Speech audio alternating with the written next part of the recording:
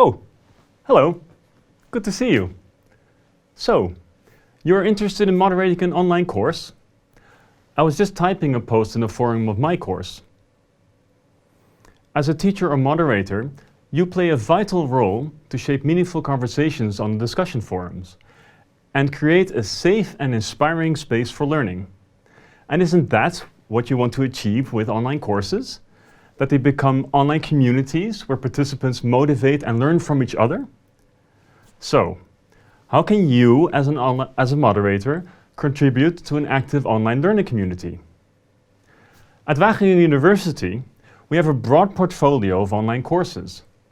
I would like to share 5 tips and tricks we learned on successful moderation. But first, let's start with what research tells us. Participants are more likely to succeed in a course if they post actively on discussion forums. And participants are more likely to post if they know that their effort will be reciprocated with good responses. This makes sense, right? But if you've participated in online courses before, you may have noticed that sometimes there's no activity on the forums. Or participants are sharing random bits of information but not responding to each other. Or the forums just feel anonymous. This is not contributing to the community feeling. Taking an online course should be more than downloading information from your computer to your brain. So, now it's your turn to make your course stand out. How will you do that? Where can you make a difference? Well, a good approach is to develop yourself into a community host on the discussion forums. Here are 5 tips on the art of moderating. My first tip is, welcome participants and maintain your presence. Greet the first 10 or 20 participants posting their introduction and every few participants after that. That's a warm welcome for our participants, right? Keep your posts friendly and use the participant's name in your post and sign off with your own unique signature so participants experience you as a real person. Check for new posts every day and reply regularly to let them know you're there. So, be visible as a moderator and make the participants feel welcome.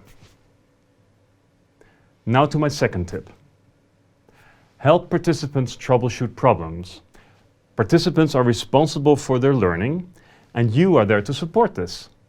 Direct participants to resources and frequently ask questions to help them solve their access problems. If a participant spots a mistake that prevents them from finishing the course, let them know within 24 hours that you've read it and are picking up on it. Communicate these issues to the course staff and report back on the forum when it's resolved. A third and very important tip. Encourage participants to respond to each other.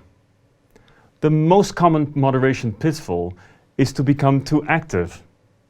Why? Because then the conversation will be between you and each individual participant. Forums are most effective when participants interact and build on each other. So, make sure you stand out of the way.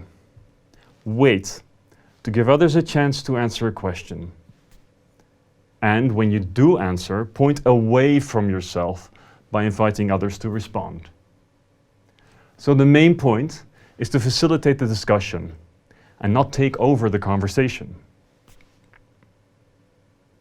My fourth tip is, make the forum a place of learning by planning your interventions at the appropriate level. Community discussions typically build up in 4 successive levels: trigger, explore, integrate, and resolve. But keep it meaningful. Not every discussion assignment necessarily needs to achieve all 4 levels. So check the intentions of the assignment carefully and decide on what level is needed.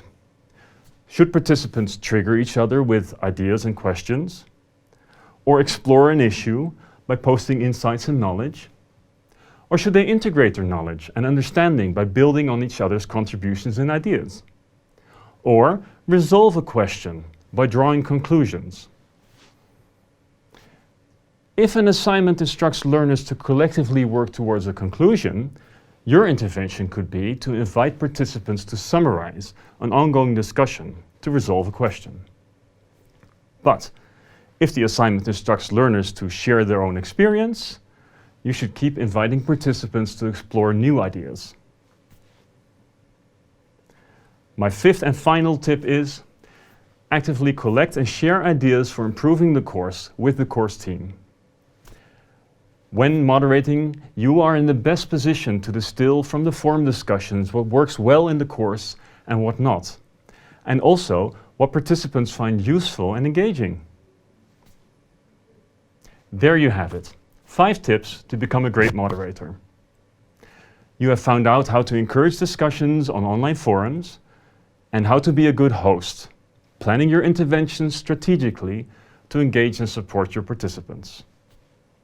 Your next step is to apply these 5 tips in your course.